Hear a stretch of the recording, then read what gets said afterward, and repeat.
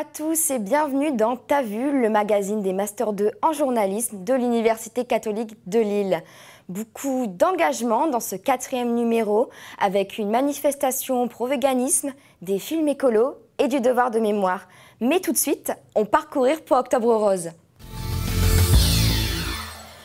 Octobre Rose, c'est donc le mois dédié à récolter des fonds pour lutter contre le cancer du sein. Des manifestations ont lieu dans toute la France et à Lille, à la Citadelle, dimanche dernier, Charlotte Benoît et Juliette Guinter ont assisté à une course. Le rose était à l'honneur dimanche 4 octobre à la Citadelle. Né à Bordeaux, le challenge du ruban rose a posé ses baskets pour la première fois à Lille cette année. Le principe est simple, courir pour lutter contre le cancer du sein. 2 parcours payants proposés, 5 ou 10 km dont les fonds seront intégralement reversés à une association locale, comme nous l'explique Yves Novazic. Après, le challenge du ruban rose, c'est une association locale qui est partenaire sur chaque événement. Donc sur l'étape de Lille, l'association Emeraude, et beaucoup d'associations qui sont également partenaires d'Emeraude, mais qui, elles, nous donnent beaucoup plus un beau coup de main dans l'organisation. Mais l'association Emeraude est l'association bénéficiaire de l'événement. Et le choix de la course à pied n'est pas un hasard. Déjà, le sport, c'est la prévention au niveau des cancers du sein. C'est vraiment des choses qui sont prouvées scientifiquement. C'est l'hygiène de vie fait que ça peut aussi diminuer les risques. Ça les enlève pas, mais ça peut les diminuer en tout cas. Mais pas question pour les sportifs de sauter l'échauffement. Avant de partir pour 10 km.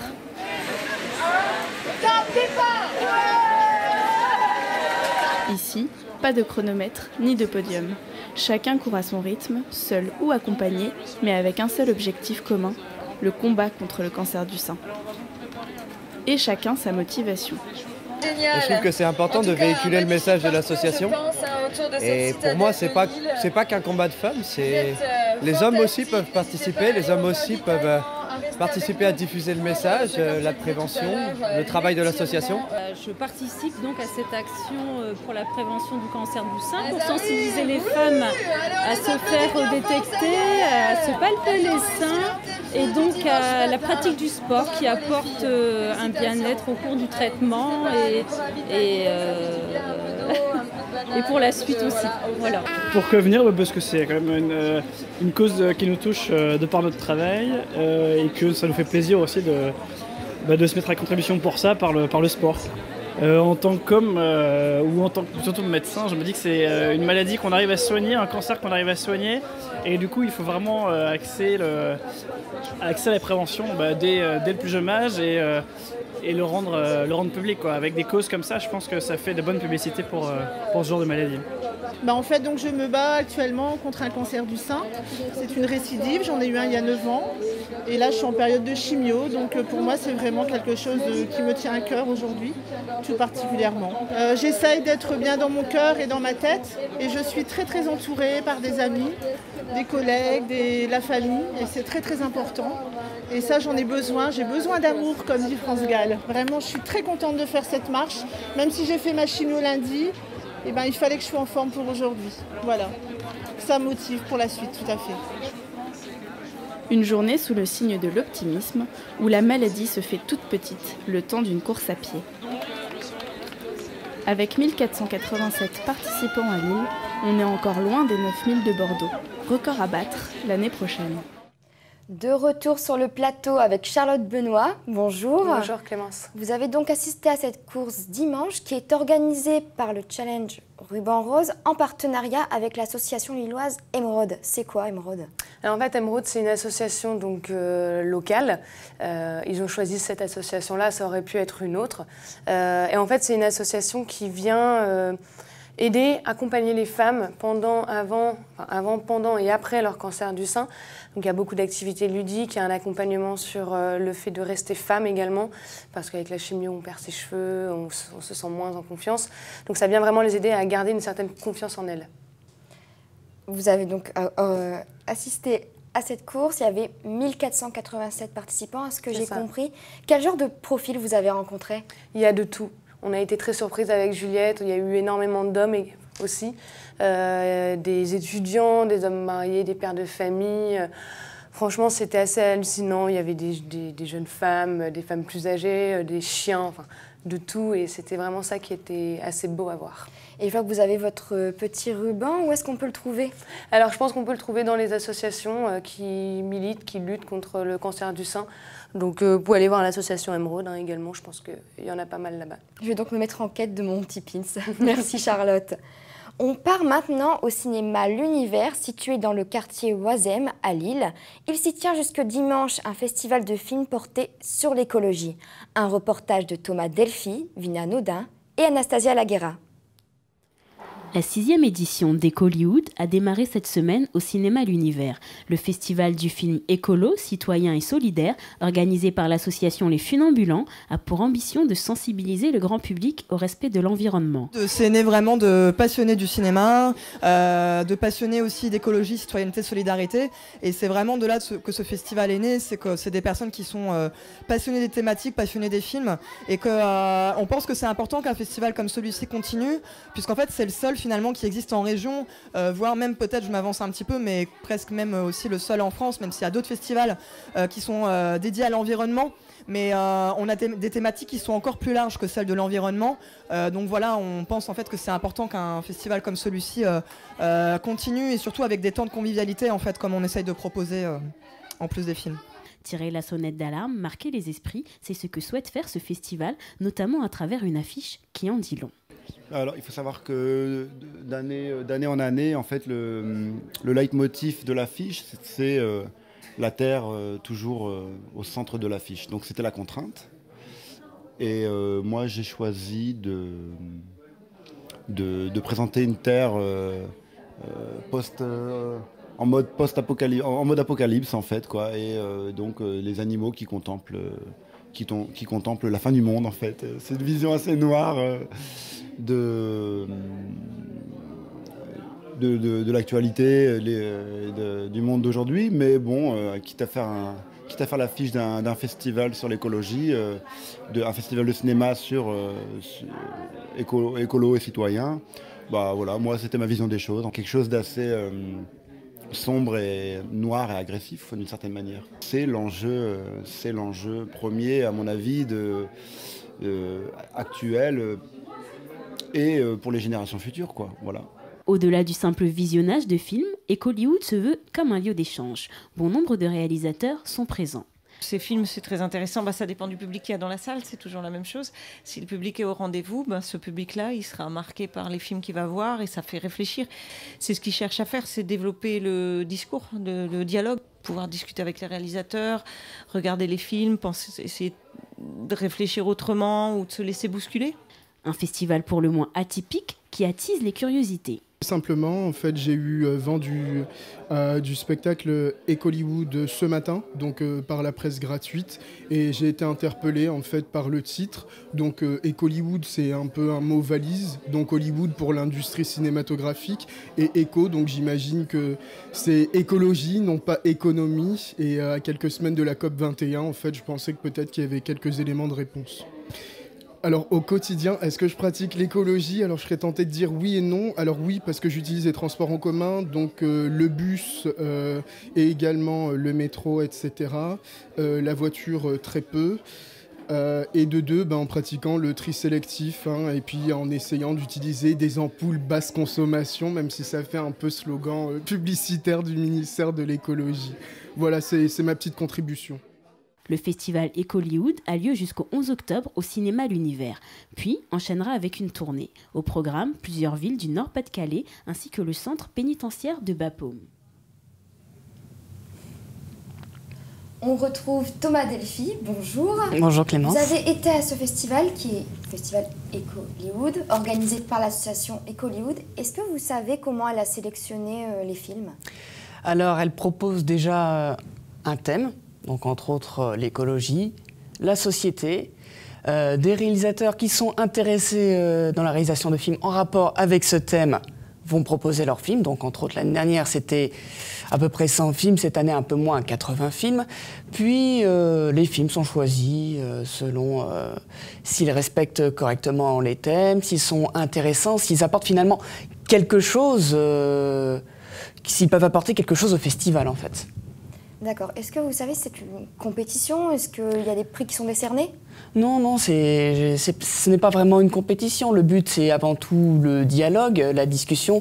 Donc, encore une fois, comme j'ai dit, si un film apporte quelque chose, il est toujours le bienvenu. Entre autres, le premier film à avoir été présenté, ça a été le tout premier film d'une jeune réalisatrice qui, à la base, n'a pas vraiment fait d'études, n'a pas véritablement les compétences pour, mais qui apportait quelque chose de très intéressant. Et donc il y avait beaucoup d'imperfections évidemment visuellement, mais humainement parlant, c'était quelque chose de très intéressant, de très beau. Et rien que pour ça, ce film a été donc choisi pour faire partie de la sélection des films présentés cette semaine. D'accord, merci Thomas. Avez-vous déjà pensé à vivre sans manger de viande? L'association L214 a mené une opération de sensibilisation le week-end dernier, place Richebé. Laurie Ouchou a testé pour vous. Samedi 3 octobre se tenait la Vegan Place, place Richebé à Lille. Le vegan, le végétarisme et le végétalisme ont tous un point commun. Ce sont deux modes de vie sans viande. L'association L214 était à l'origine de cette manifestation. C'est ça, on est là pour faire ouvrir les yeux aux gens sur l'impact de leur choix alimentaire. On veut montrer aux gens ce qui se cache derrière une assiette de viande ou de poisson. Voilà, en leur proposant de regarder une petite vidéo qui dure 6 minutes, qui s'appelle Du prêt à l'assiette, et en échange de quoi on leur offre une pâtisserie végétale ou un sandwich. Un espace est prévu pour visionner les vidéos chocs. Les conditions des animaux de ferme dans les abattoirs, du gavage des oies à l'extermination des poussins. Tout y est pour faire réagir les consciences. Moi je pense que c'est pas quelque chose que j'ai jamais vu, parce que j'ai déjà regardé 2-3 vidéos de cette association. Donc je pense pas, enfin, je suis déjà un peu sensibilisée, et je mange moins de viande qu'avant, mais je pense pas devenir végétarien ou végane. Moi je pense que le but c'est pas d'arrêter de manger de la viande, c'est de manger de la bonne viande. De base je mange pas beaucoup de viande, mais j'ai pas un régime alimentaire strict qui me dit que je suis pas végétarienne ou végétarienne. Mais non, forcément ça marque et ça fait se poser des questions en fait sur les conditions, sur la viande qu'on mange, sur tout ça. Donc forcément ça a un impact. J'ai pas envie d'être hypocrite et de dire oui c'est bon à partir d'aujourd'hui j'arrête de manger de la viande, mais c'est sûr que je réfléchirai plus à 2 fois maintenant quand est-ce que je mettrai dans mon assiette. Certaines personnes nous disent, on a des retours comme quoi effectivement ils ont changé d'habitude alimentaire. Mais selon la Direction générale de la concurrence, de la consommation et de la répression des fraudes, 50% des fruits et légumes en vente contiennent des pesticides. Il faudrait donc manger des fruits et légumes bio. Mais cela a un coût. À qualité égale, entre un steak haché et des lentilles, les lentilles seront... En mangeant moins de viande, vous diminuez le prix de votre budget, vous diminuez votre budget alimentaire, donc vous pouvez mettre plus d'argent dans des produits de meilleure qualité. Nous, notre devise, c'est être vegan, c'est pas être parfait ou chercher à être de la perfection. C'est chercher de faire du mieux qu'on peut, avec les moyens qu'on a. Après, il y a moyen de se débrouiller avec les circuits courts, les AMAP, les paniers bio, tout ça qui ont quand même un bon rapport qualité-prix. On essaie de faire vraiment du mieux qu'on peut. Alors vous l'aurez compris, manger vegan est bénéfique pour la santé et pour l'environnement. Mais ce n'est pas facile de se mettre au vert. Je suis avec Laurie Ouchou, bonjour. Donc la manifestation s'appelait Vegan Place. C'est quoi la différence entre le véganisme et le végétarisme exactement? Alors le végétarisme, il y a, on va dire, peut-être un peu moins d'implication, parce que le véganisme, en fait, on rejette tout ce qui est de production animale, c'est-à-dire même la laine, le cuir. En plus de ne pas manger de viande, on ne mange pas de lait, on ne ne mange pas de fromage. C'est vraiment tout ce qui est de production animale qu'on rejette en fait. C'est donc encore plus difficile quelque part? C'est beaucoup plus difficile que le végétarisme, parce que le végétarisme, on ne mange pas de viande, ni de chair animale, donc que ce soit viande ou poisson, et donc que ce soit animal ou poisson, Enfin, voilà quoi, on ne mange pas de viande, mais on peut quand même porter par exemple des bottes en cuir, voilà quoi. D'ailleurs, vous pensez que c'est légitime ce genre d'opération de sensibilisation? Alors, je pense que ça a quand même un impact sur les gens, mais je pense aussi c'est d'un point de vue médiatique où les gens sont de plus en plus informés en fait sur ce qu'ils ont dans leur assiette, pardon. Et je pense que ce genre de manifestation, oui, ça aide à l'information, mais je pense aussi que les médias ont quand même un effet sur la consommation de viande, surtout en France, quand on voit que chaque année, les Français mangent 10% de viande en moins chaque année. Donc je pense que vraiment c'est un peu vers la route, vers ce mode de vie. Ça reste une mode donc. Merci Laurie. Pas de problème. Pour terminer, on revient à l'Université catholique où vient de s'ouvrir l'exposition La fin de la nuit qui commémore le 110e anniversaire des procès de Nuremberg. Hubert Desmarais et Adrien Renoir s'y sont rendus. Dans le cadre du 70e anniversaire de la fin de la Deuxième Guerre mondiale, une exposition sur le retour des prisonniers français et leur libération des camps de concentration est mise à l'honneur dans les bâtiments de la Cato. De plus, un cycle de conférences est organisé par la faculté de droit de l'Université catholique de Lille et l'Association française pour l'histoire de la justice sur le bouleversement engendré par la mise en place d'une justice internationale avec le tribunal de Nuremberg. C'est dans ce cadre que mardi 6 octobre, nous avons pu rencontrer l'historienne Annette Vivorka, spécialiste de la Shoah et de l'histoire des Juifs au XXe siècle. Directrice de recherche au CNRS, elle a été membre de la mission d'études sur la spoliation des Juifs de France, dite Mission Matteoli, et est venue parler particulièrement de son livre sur l'ouverture des camps, 1945, la découverte. Un ouvrage qui porte sur la découverte des camps à travers la plume d'un de vos anciens confrères, journaliste de la presse écrite qui s'appelait Meyer Levin, et d'un autre de vos anciens futurs confrères qui s'appelait Eric Schwab et qui était journaliste pour l'agence France Presse. Voilà, donc j'ai suivi le périple de ces deux hommes qui ont partagé la même Jeep et qui étaient correspondants de guerre à travers les camps du moment de l'effondrement de l'Allemagne nazie. Pour Annette Vivorka, il est important de partager sa connaissance avec de la rigueur historique. Le Rwanda, le tribunal de La Haye et le tribunal d'Arusha. Voilà, je raconte une histoire qui fait partie de l'histoire avec un grand H. Je l'écris avec la méthodologie qui est celle de mon métier, c'est-à-dire à partir d'archives. Et je pense que j'apporte quelque chose de plus à la connaissance de ce moment très particulier, qui est ce moment très bref de l'ouverture des camps. Je constate qu'il y a aussi, disons, une connaissance de ce passé-là qui est relativement limitée aujourd'hui.